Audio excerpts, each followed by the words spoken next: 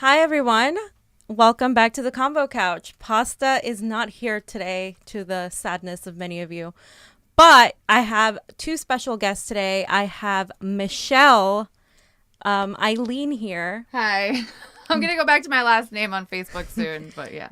But she is a grassroots organizer here in Los Angeles. She is well known for a lot of the activism that goes on here in LA. She's part of California for Progress and is now working with organizers for Bernie. She was involved in the Bernie rally that happened a couple weeks ago, and she's also a friend of mine. And we also have Lauren Hammel here. She's also part of California for Progress. She's also a great organizer and an expert on voter registration and has a lot to say about election integrity and what happened in 2016. But I'm going to go ahead and start out by talking a little bit about what's been going on with our man Bernie and the centrists. So, breaking news for all of you. The centrists have been pretending to want open borders in order to hurt Bernie Sanders. And the reason I say this is because it's such a leftist concept that the majority of us are actually on board with. But it's also a concept that many of us know is almost impossible to pass right now at this very moment. And I wanted to kind of go over this image that I have. Politico talks about how Bernie Sanders says he doesn't support open borders, but that's not the only thing Bernie Sanders said. Bernie Sanders said he doesn't support it at this time because people are hurting economically, and the underlying economic crisis that we have here has not been managed. So at this time, he is not necessarily for open borders. I felt like he should have explained why and the connections as to why he's not necessarily for it. But I don't think it's something that should be criticized as in throwing him out of the running, or it's something that he's not there on. It's absolutely something that we should be thinking about, but we also need to think about it in terms of the economy. And I wanted to read this picture I have here, this image, the little meme, yeah. So we want open borders. And Fox News says Dems want open borders. And Bernie says, I'm not in favor of open borders. And then the centrist Dems say, how dare you, Bernie? And then we say, so do you guys want open borders? And the centrists say, no. So they don't really want open borders. And I'm going to stress why. I'm going to ask you guys as to what your stances on it are. I'm not sure what they are, but for me, we can't have open borders as long as we have regime change wars that create refugees that need to be coming into this country or other countries.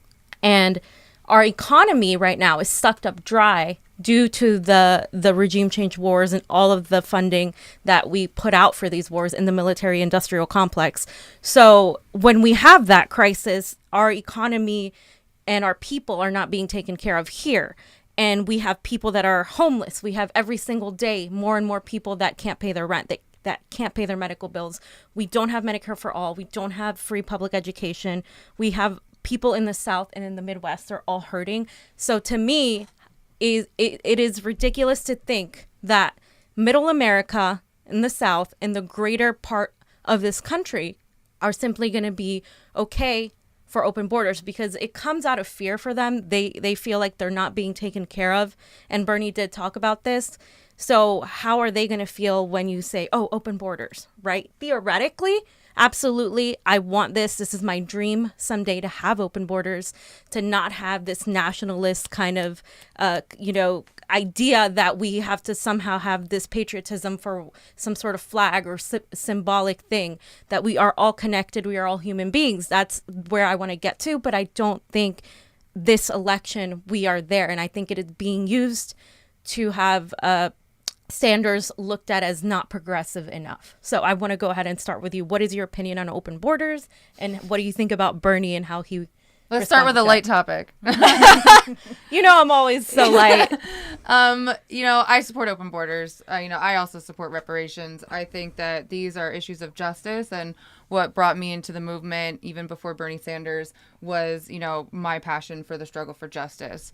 And so when we talk about these issues that will bring about the economic justice that we do want, we are talking about things like reparations, open borders, because countries like ours that are considered first world, that are considered developed, quote unquote, as problematic as these terms are, these countries have been built on the backs of Black and brown people across the world. Imported labor, colonization, stolen land. So we're talking about land justice. We're talking about the idea that we are never really truly going to be able to overcome our internal struggles or lead the world in a proper way until we have dealt with our original sins of colonization and slavery.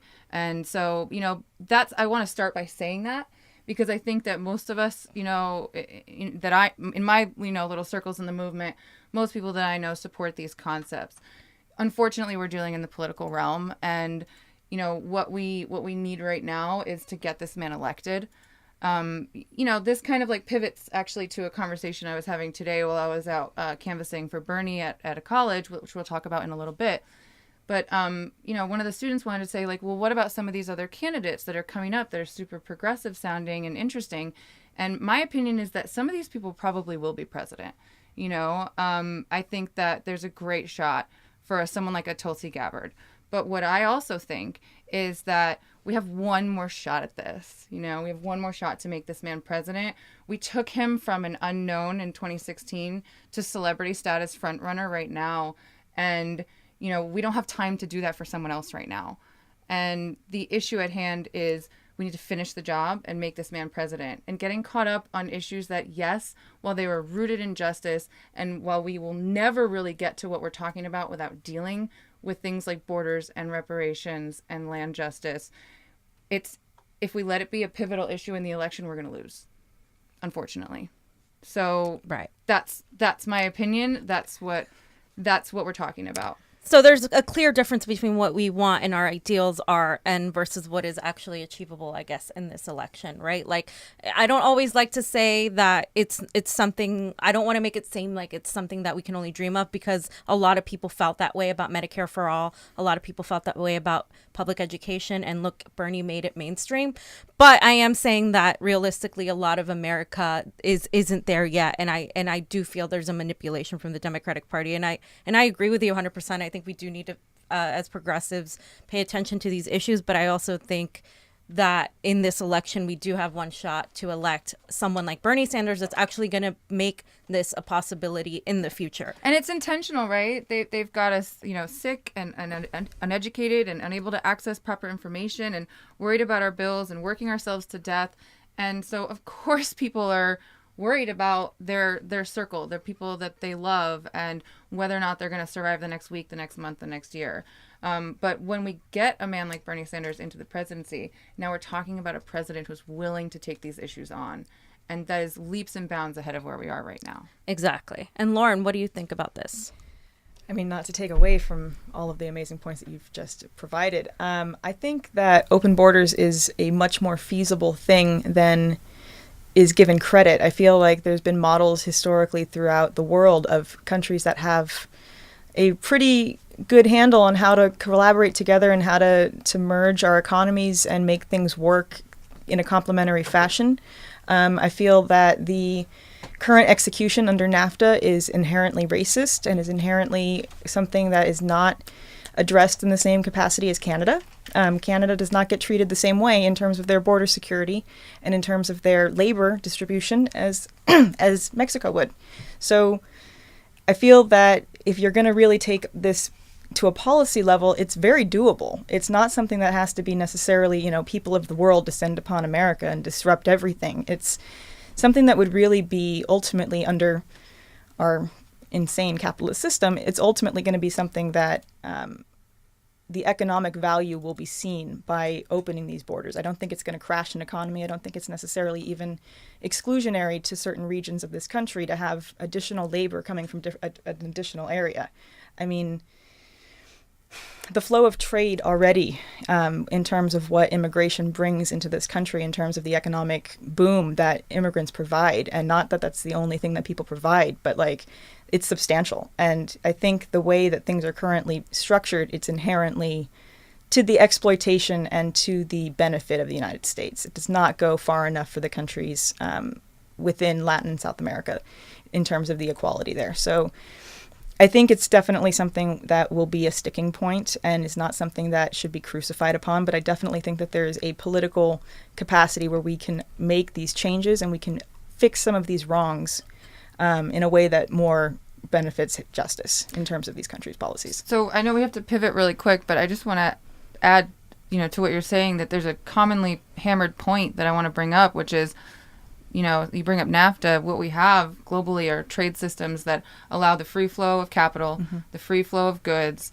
and yet labor is stopped at every turn. Yep. And told you're not good enough or you're not the right, cultural, people to fit into our country, et cetera. And it happens all over the world when people are just looking to be able to access something to make their lives better. Meanwhile, the United States is destabilizing, the corn industry within Mexico, for example, using it as biofuel and completely disrupting local economies within the nations that were claiming that we have free transfer of labor. And it's no. It's a farce. It's a farce. It's completely ridiculous. So that's my thinking on the matter.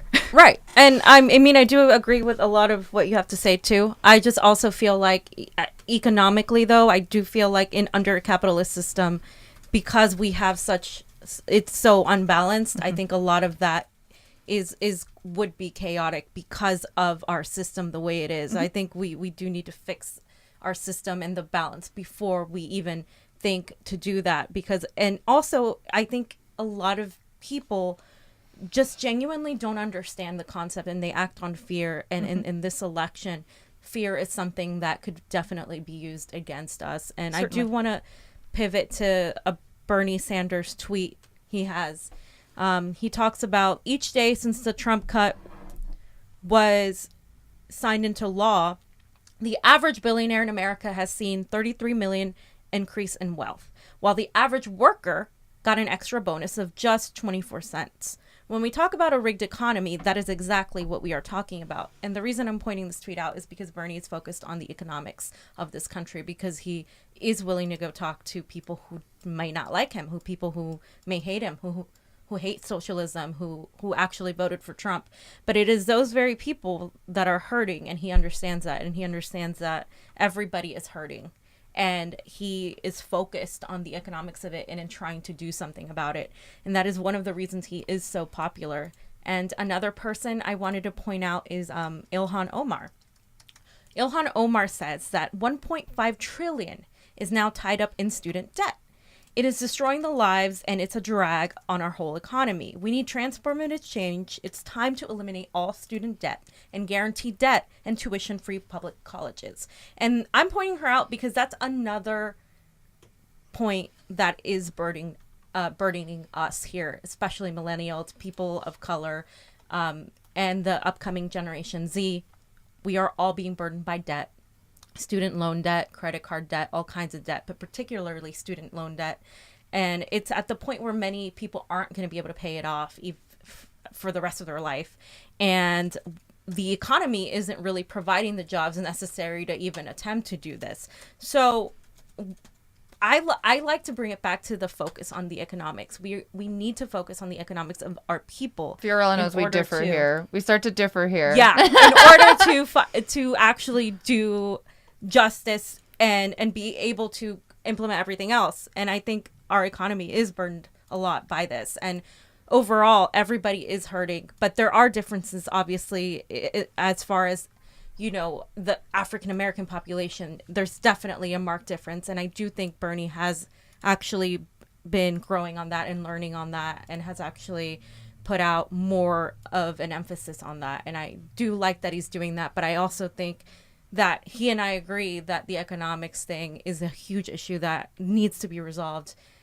Not saying that we forget about everything else, but I am finding that is his main point. And a lot of people are now saying he is a front runner, and we know he is a front runner. Of course. And if you guys want to hear us talk more about this, yeah, we will have a other debate. show about this whole topic.